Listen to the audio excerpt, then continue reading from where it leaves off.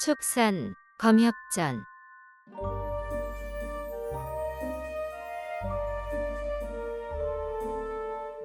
일화, 우연한 재회. 외로이 달밤에 배를 졌는데 무협의 원숭이가 우짖으며 잔도를 오르고 말리 타양에서 지기를 만나 속세의 연을 끊고 명산에서 함께 은거하네.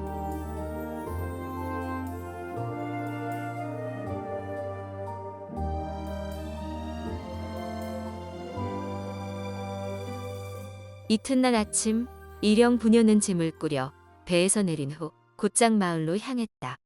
발리쯤 갔을 때 길가에서 12살 됨직한 소년이 불쑥 튀어나왔다. 관욱 같은 얼굴에 머리카락을 양쪽으로 돌돌 말아 올린 미소년이었다. 초가을 8월이라지만 원래 덥기로 유명한 촉당은 여전히 무더위가 한창이라 푸른빛이 도는 혹겹배우 차림이었다. 소년이 일영 부녀에게 다가갔다. 두 분 혹시 주순 사부를 찾아오셨는지요? 우리가 주 선생을 만나러 온 줄 어찌 알았느냐? 소년이 얼른 고개를 숙여 예를 갖추었다. 사백님은 모르시겠지만 어젯밤 사부께서 오아치에 갔다가 사백님과 사절을 만났다며 어찌나 기뻐하셨는지 모릅니다. 잠도 제대로 못 주무시고 오늘 아침 일찍 집을 나서시며 다른 약속 때문에 직접 마중하지 못하니 저더러 대신 모시라 하셨습니다. 글방은 바로 저 앞입니다. 사부께서 일이 오래 걸리지 않는다 하셨으니 먼저 조반을 들며 기다리시지요. 일영은 몸가짐이 바르고 말투가 공손한 소년이 무척 마음에 들었다. 함께 이야기를 나누며 걷다 보니 금방 글방에 도착했다. 단출하게 대나무 울타리만 두른 초가이지만 무척 정갈했다. 소년이 그릇부터 옮기고 술 한 병에 훈제 고기와 선지를 내온 후 일영 부녀를 상석에 앉히고 한 옆에 서서 시중을 들었다. 반주 한 잔 올리겠습니다. 일영이 말을 붙이려는데 소년이 바로 돌아서더니 국수 3그릇과 절임 나물 한 접시를 더 내왔다. 일영은 어린 나이에 정성스럽고 융숭하게 손님을 치러내는 소년이 볼수록 마음에 들었다. 소영재는 이름이 어찌 되는가? 언제부터 주사부 밑에서 공부했는가? 저는 조연아라고 합니다. 선친은 명나라의 한림학사였고 이자성에게 죽임을 당하셨습니다. 어머니와 외숙부를 따라 이곳으로 피난 왔는데 외숙부마저 일찍 세상을 떠나는 바람에 의지할 곳이 없어졌어요. 저는 다른 집소를 키우고 어머니는 부잣집에서 허드렛일을 하며 근근히 살았습니다. 그러다 3년 전 사부가 이 마을에 오셔서 제가 명나라 충신의 후손임을 알고 제자로 삼아주셨어요. 그 후로 늘 저희 모자를 도와주시고 매일 글과 무공을 가르쳐 주셨습니다. 참, 사부스라에 경운이라는 외동딸이 있습니다. 작년에 이곳을 지나던 여도사가 저를 제자로 삼고 싶어 했는데 저는 어머니를 두고 떠날 수 없다고 했어요. 그랬더니 경운 사절을 훑어보고는 사부께 황산에 데려가 검수를 가르치고 싶다고 했습니다. 두 분이 한참 이야기를 나누더니 여도사가 사절을 데리고 떠났어요. 얼마 지나지 않아 사저가 너무 보고 싶어 사부께 다시 데려오자고 몇 번이나 청했는데 아직 때가 아니라고만 하셨어요. 저 혼자라도 찾아가고 싶지만 사부가 길을 알려주지 않으세요. 조금만 더 크면 제가 직접 찾아가려고요. 경운 사저는 여기 계신 사저랑 많이 닮았어요. 눈썹에 붉은 점 2개는 없지만요. 일영이 미소를 띤 채 이야기를 듣다가 어떤 무술을 배웠느냐고 물었다. 저는 재능과 자질이 뛰어나지 못해 그저 육학권법과 표창수를 조금 할 줄 알 뿐입니다. 사백님 무공이 대단하다고 들었는데 나중에 가르침을 청하고 싶습니다. 한창 이야기꽃을 피우는데 주순이 돌아왔다. 조연아가 황급히 사부에게 예를 갖추고 이영경도 숙부에게 인사했다. 아오, 축하하네. 아주 훌륭한 제자를 두었어. 이 아이가 똑똑하고 천성도 착한데 다만 말이 너무 많답니다. 한번 입을 열면 그칠 줄 모르지요. 보아하니 이 아이의 내력을 따로 말씀드리지 않아도 되겠군요. 그래, 이 아이 사정은 이미 들었네. 한데 아우, 이제 자네도 곧 신인데 하나밖에 없는 딸아이를 어찌 그리 쉽게 보냈는가? 특별한 까닭이 있는가? 하여간 이 녀석 입은 정말 못 말리겠네요. 경훈이가 떠난 것은 다 그 아이의 복입니다. 작년에 연하가 길에서 만난 여도사를 모셔왔는데 알고 보니 황산의 검선 찬하대사였습니다. 경훈이 선고를 타고났다며 마지막 제자로 데려가고 싶다고 하더군요.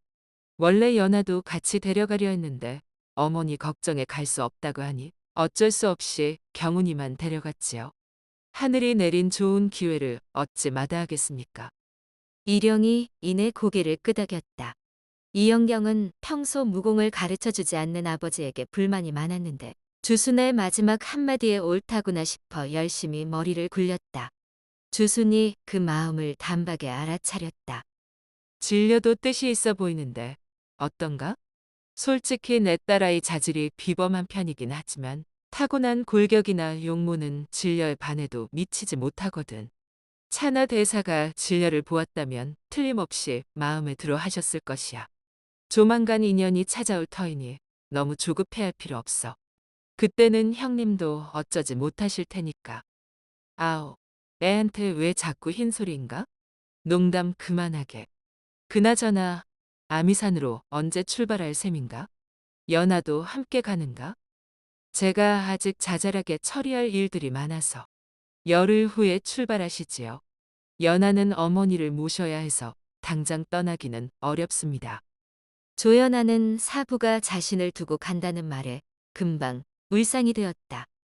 울 것 없다. 도가와 불가 영웅 중에 불충하고 불효한 자가 있더냐? 영원히 헤어지는 것도 아니고 기껏해야 수십 리 떨어져 지내는 것뿐이다.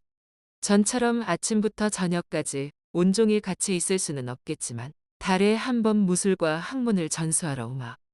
조연아는 달리 방법이 없어 눈물을 꾹 참을 수밖에 없었다. 아오, 글빵 학생이 설마 연하 하나뿐인가? 그것이 얼마 전 아미산에 다녀오는 길에 입산할 마음을 굳혔답니다. 아미산은 주인의 너른 마음으로 나그네를 품어주는 곳이니까요. 그날 집으로 돌아오던 중 공경에천 마상이라는 서생을 구했는데 이야기해보니 인품과 학식이 훌륭한 사람이더군요. 그래서 저기 문창각에 처소를 마련해주고 학생들을 모두 맡겼지요. 그리고 며칠 후에 형님을 만난 겁니다. 연하 말고 아무도 없어 이상하더라니 그런 사정이 있었군.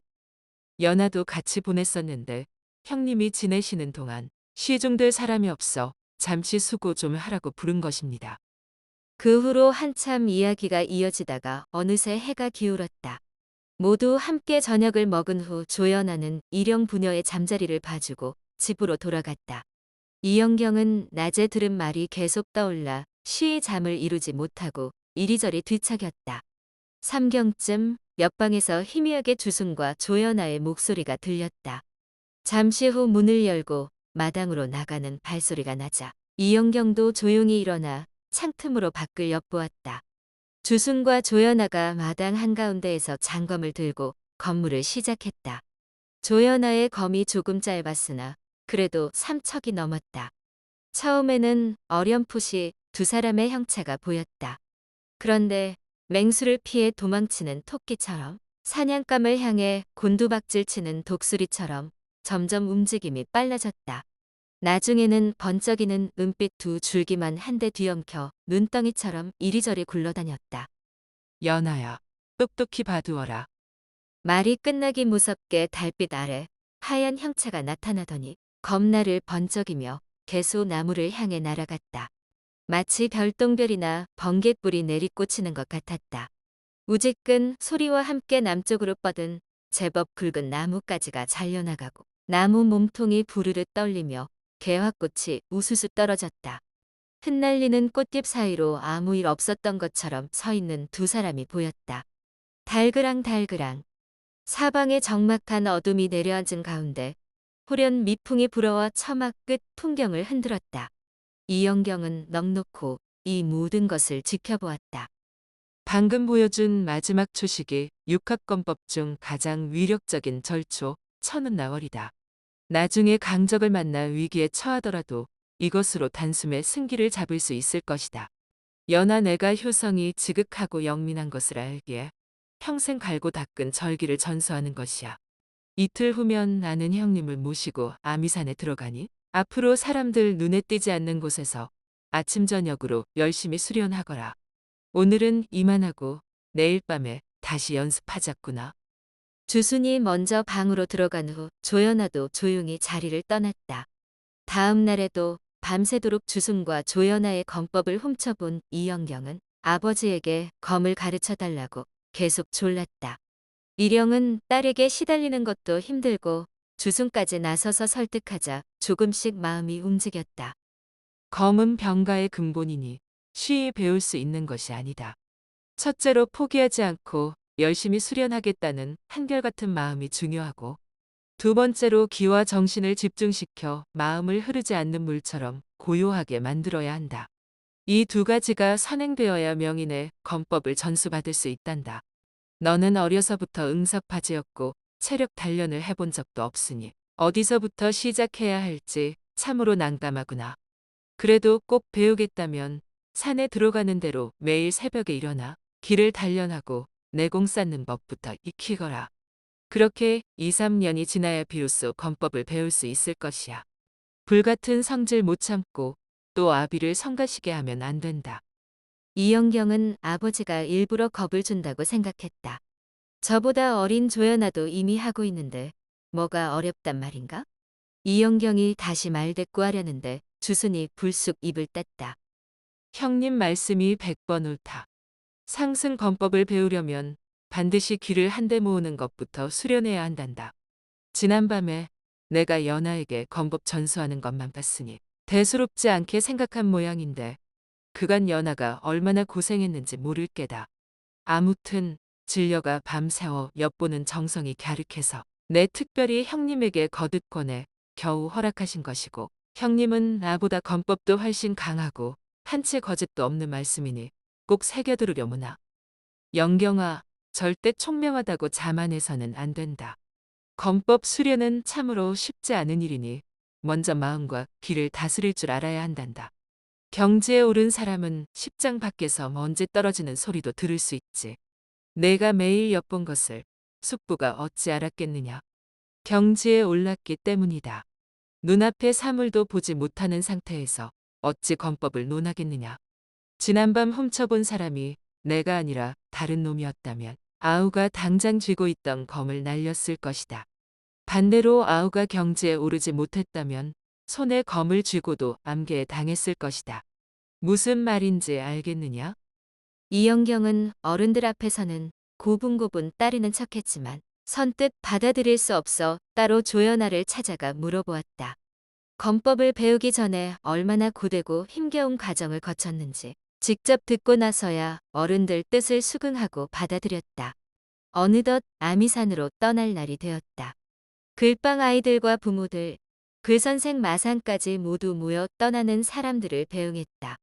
조연아는 20리 넘게 쫓아가다가 그만 돌아가라는 주순의 호통에 못 이겨 눈물을 뿌리며 돌아섰다.